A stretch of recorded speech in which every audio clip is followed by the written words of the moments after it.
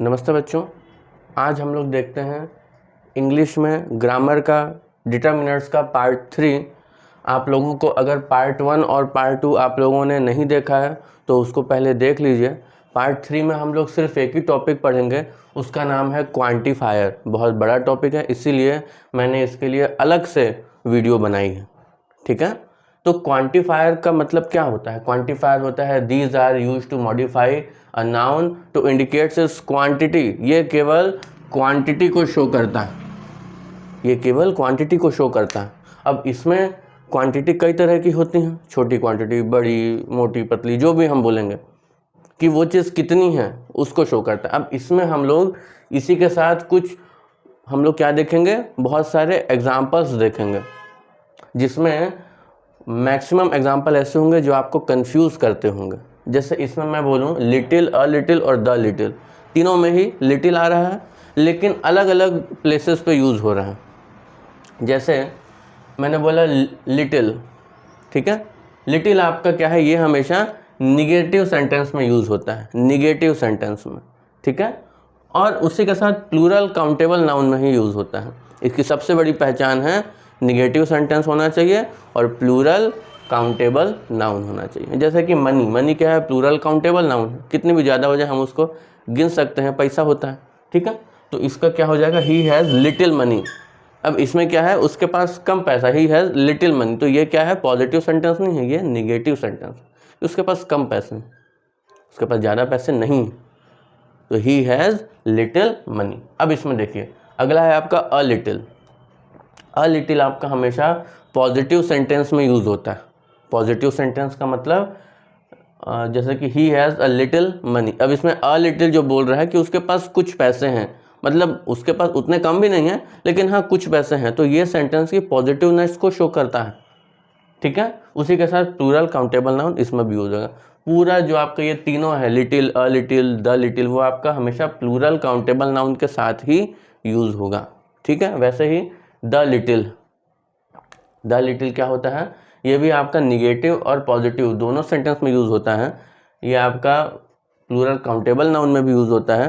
पहचान का हम इसमें देखते हैं एग्जाम्पल से, I spend the little money I had. इसका मतलब होता है पूरे में पूरा, 100 में 100%, कि मेरे पास जितने कम पैसे थे उतने सारे मैंने क्या कर दिए, स्पेंड कर दिए। मतलब जितना पैसा उसके पास है उतना पूरा वो क्या कर दे रहा है, स्पेंड कर दे रहा है, ठीक है। तो ये इन तीनों की पहचान करने का तरीका होता है।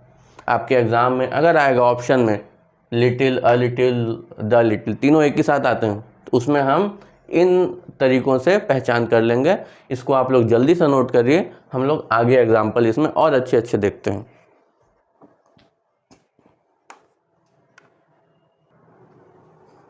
अगला हम लोग देखते हैं अ फ्यू, फ्यू और द फ्यू, तीनों ही क्या है, बहुत कंफ्यूजिंग है, ठीक है। इसका मतलब होता है थोड़ा। अब इसको हम कैसे कैसे यूज़ करते हैं क्वांटिफायर में, ये देखते हैं। पहला है आपका अ फ्यू। अ फ्यू आपका हमेशा पॉजिटिव सेंटेंस में यूज़ होगा, उसके साथ प्लूरल काउंटेबल नाउन में यूज़ होगा। जैसे कि I read a few books, मैंने कुछ बुक्स पढ़ी हैं, मतलब उसने पॉजिटिव वर्क किया है, तो ये सेंटेंस क्या हो गया, पॉजिटिव सेंटेंस हो गया। यहाँ पे क्या हो गया, अ फ्यू, है ना। अगला यहाँ पे हम लोग देखते हैं फ्यू के बारे में।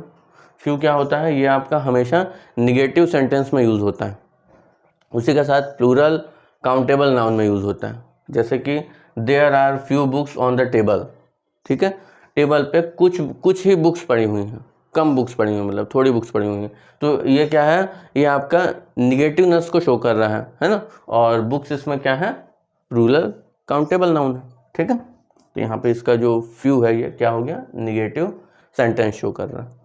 अगला हम लोग इसमें देखते हैं द फ्यू। द फ्यू आपका पॉजिटिव में और निगेटिव, पॉजिटिव निगेटिव दोनों सेंटेंस में यूज़ हो जाता है, ठीक है। आपका द फ्यू दोनों सेंटेंस में यूज़ होता है, उसी के साथ प्लूरल काउंटेबल नाउन में यूज़ होता है। अब इसकी हम लोग पहचान कैसे करें, जैसे इसमें देखें I read the few books I had,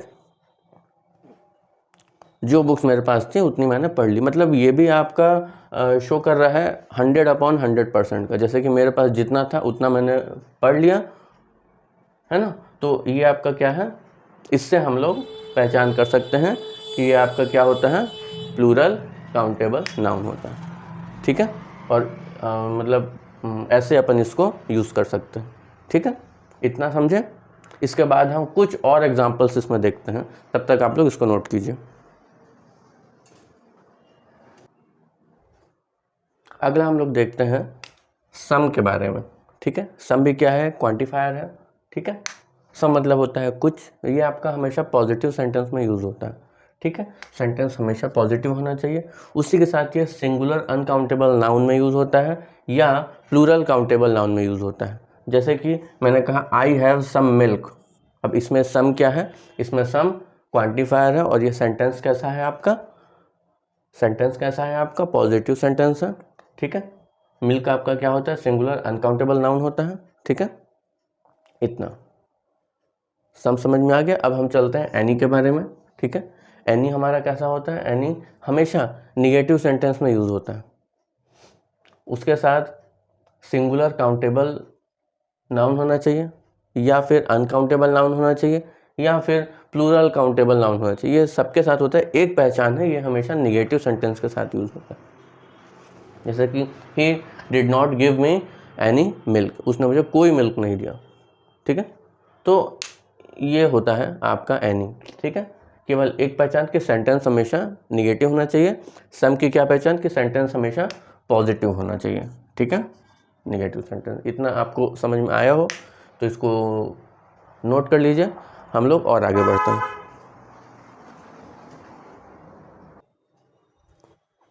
बच्चों अगला हम लोग देखते हैं मैनी और मच के बारे में। ठीक है, मैनी क्या है आपका, प्लूरल काउंटेबल नाउन में ही यूज़ होगा हमेशा, और मच आपका सिंगुलर अनकाउंटेबल नाउन में यूज़ होगा। तो हमको अगर इसमें ऑप्शन आता है तो हमको पहले पहचानना पड़ेगा कि कौन सा क्या है। जैसे कि ये देखो, इसका है I have many books.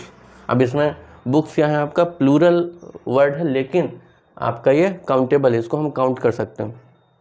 How much wheat do you want, अब इसमें क्या है, वीट जो है, वीट क्या है आपका सिंगुलर नाउन है बट अनकाउंटेबल है, हम उसको काउंट नहीं कर सकते कितना है।